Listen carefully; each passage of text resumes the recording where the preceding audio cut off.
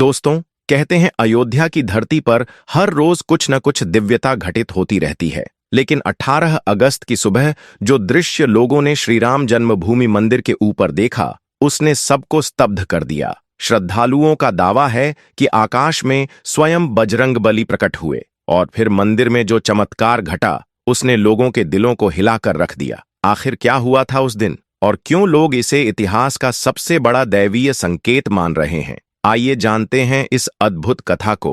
अयोध्या, वह नगर जो युगों से भगवान श्री राम की जन्मभूमि के रूप में श्रद्धा और आस्था का केंद्र रहा है। 18 अगस्त 2025 की सुबह सरयू नदी के तट पर फैली सुनहरी किरणें मानो पूरी धरती को पवित्र कर रही थीं। हाल ही में निर्मित श्री राम जन्मभूमि मंदिर अपनी दिव्यता और भव्यता के साथ दूर दराज से आए भक्तों को आकर्षित कर रहा था। उस दिन प्रातःकालीन आरती की तैयारियां पूरे उत्साह से चल रही थीं। मंदिर के विशाल द्वारों पर गूंजती घंटियाओं और वेद मंत्रों की ध्वनि वातावरण को और अधिक आध्यात्मिक बना रही थी। इसी भीड़ में लखनऊ से आए आदित्य जी भी खड़े थे। उम्र लगभग 55 वर्ष, चेहरे पर थकान और आंखों में एक गहरा दर्द। वह लंबे समय से एक ऐसी बीमारी से ग्रस्त थे जिसे डॉक्टरों ने असाध्य बता दिया था। साथ ही खड़ा था उनका बेटा माधव, दिल्ली में आईटी कंपनी में कार्यरत आधुनिक सोच का युवक, जिसे ईश्वर पर अधिक विश्वास नहीं था, पर पिता की जिद और भावनाओं का सम्मान करते हुए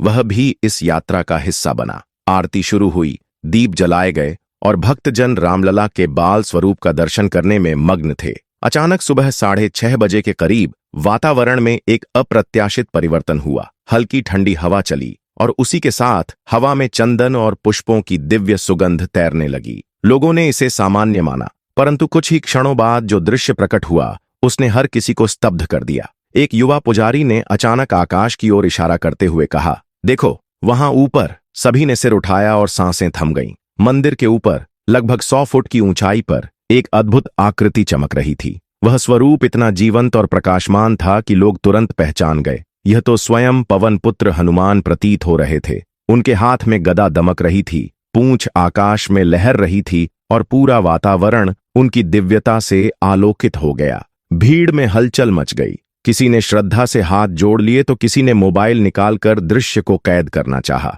आदित्य जी की आंखों से आंसू बह निकले, जबकि माधव इतना चकित हुआ कि उसके हाथ से मोबाइल नीचे गिर पड़ा। आवाज गूंजी, जय बजरंगबली। भक्तों के स्वर और भी प्रबल हो उठे। धीरे धीरे वह दिव्य आकृति मंदिर की परिक्रमा करने लगी और फिर एक तेज प्रकाश के साथ मानो आशीर्वाद देते हुए विलीन हो गई। पूरा परिसर उस अद्भुत क्षण का साक्षी बना जिसे वहां उपस्थित हर व्यक्ति जीवन भर याद रखने वाला था। यह दिव्य दृश्य लगभग 5 मिनट तक आकाश में विद्यमान रहा। भक्तजन मंत्रमुग्ध होकर कभी हाथ जोड़ते, कभी घुटनों के बल झुक जाते। अंत में वह तेजस्वी आकृति मंदिर के शिखर पर झुकी, मानो आशीर्वाद प्रदान कर रही हो, और फिर धीरे धीरे प्रकाश में विलीन हो गई। लेकिन आश्चर्य की पराकाष्ठा तो इसके बाद सामने आई। पूरे प्रांगण में गहरी शांति छा गई थी। तभी लखनऊ से आए आदित्य जी ने अचानक अपने शरीर में कुछ नया अनुभव किया। वर्षों से असाध्य रोग से पीड़ित और लकवे से जकड़े आदित्य जी को अपने पैरों में हल्की हरकत महसूस हुई। उन्होंने बेटे माधव से कहा, मुझे लगता है मैं खड़ा हो सकता हूँ। माधव पहले तो मुस्कुरा दिया, मानो यह भावनात्मक क्षण का असर हो, परंतु कुछ ही पल में जब आदित्य जी सचमुच सहारे के बिना खड़े हो गए तो वहां मौजूद हर कोई अवाक रह गया। पूरा मंदिर प्रांगण तालियों और जयकारों से गूंज उठा। यहां तक कि भीड़ में मौजूद एक महिला जो लंबे समय से गंभीर बीमारी से पीड़ित थीं,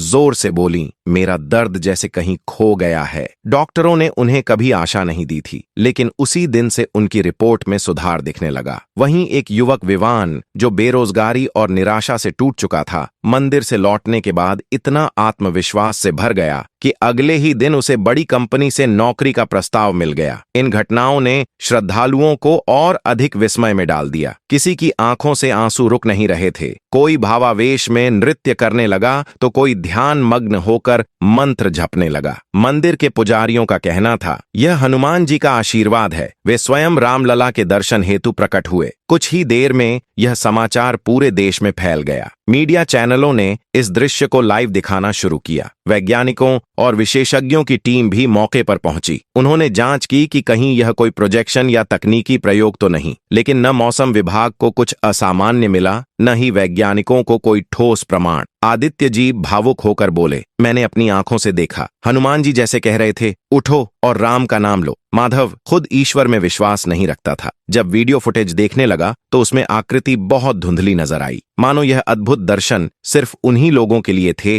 जो अपने हृदय से विश्वास रखते हैं। इसी बीच एक और चमत्कारी घटना घटी। मायारा देवी नाम की महिला ने बताया कि उनकी छोटी बेटी, जो पिछले 4 वर्षों से बोल नहीं पाती थी, अचानक मंदिर में ही पहली बार शब्द निकाले और वह शब्द था राम। बच्ची की आवाज सुनकर पूरा परिवार भावुक हो उठा और डॉक्टर भी हैरान रह गए, क्योंकि बच्ची अब पूरी तरह सामान्य थी। मंदिर के आसपास रहने वालों का कहना है कि उस दिन के बाद से वहां का वातावरण बदला बदला सा है। कहा जाता है कि फूल बिना पानी के ताजा रहते हैं, प्रसाद लंबे समय तक खराब नहीं होता। अयोध्या में भी अलग अलग अद्भुत घटनाएं होने लगीं। किसी किसान की सूखी फसल अचानक हरी हो गई, किसी व्यापारी को अप्रत्याशित लाभ हुआ, तो किसी परिवार में बरसों बाद खुशियां लौट आईं। सोशल मीडिया पर यह वीडियो तेजी से फैला। वैज्ञानिकों के पास जवाब नहीं था, लेकिन श्रद्धालुओं के लिए यह भगवान का आशीर्वाद था। आज मंदिर में भीड़ पहले से कई गुना बढ़ चुकी है। आदित्य जी रोज दर्शन करते हैं, माधव ने मंदिर सेवा को अपना लिया है और मायारा देवी की बेटी अब भजन गाने लगी है। भक्तों का विश्वास है कि यह वही दिव्य कृपा थी जिसने सबकी मनोकामनाएं पूरी की, और यह घटना बताती है कि सच्ची आस्था से असंभव भी संभव हो जाता है। अगर यह कहानी आपके मन को छू गई हो तो वीडियो को लाइक जरूर करें, इसे अपने दोस्तों और परिवार के साथ शेयर करें और चैनल सब्सक्राइब करना न भूलें, क्योंकि आगे भी हम आपके लिए